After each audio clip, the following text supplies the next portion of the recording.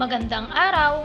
Welcome sa ating video lesson sa Mother Tongue 2. Ang layunin natin ay ang paggamit ng salitang binigyang kahulugan sa makabuluhang pangungusap.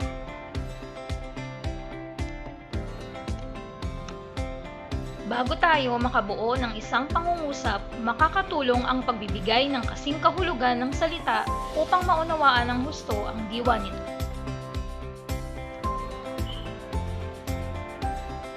Ano nga ba ang ibig sabihin ng salitang magkasing kahulugan? Ito ay mga salita na magkatulad ang kahulugan o ang ibig sabihin, katulad ng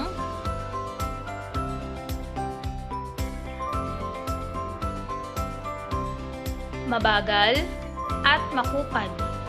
Magkasing kahulugan ang salitang mabagal at makupad. Gamitin natin ito sa pangungusap. Mabagal lumakad ang pagong dahil makupad itong gumalaw. Maganda at marikit. Magkasing kahulugan ang salitang maganda at marikit. Gamitin natin ito sa pangungusap. Maganda ang babae sa larawan sapagkat mayroon siyang marikit na mukha. Mataas at matayog. Magkasing kahulugan ang salitang mataas at matayog. Gamitin natin ito sa pangungusap. Matayog ang lipad ng saranggola ni Lito. Mas mataas pa ito kaysa sa puno. Marungis at madumi. Magkasing kahulugan ang salitang marungis at madumi. Gamitin natin ito sa pangungusap. Marungis ang magkaibigan dahil sila ay naglaro sa putikan. Madumi na ang kanilang katawan dahil sa putik. Matulin at mabilis. Magkasing kahulugan ang salitang matulin at mabilis. Gamitin natin sa pangungusap. Matulin tumakbo ang bata, kaya mabilis nitong natapos ang karera. Tumalon at lumundag. Magkasing kahulugan ang salitang tumalon at lumundag. Gamitin natin ito sa pangungusap.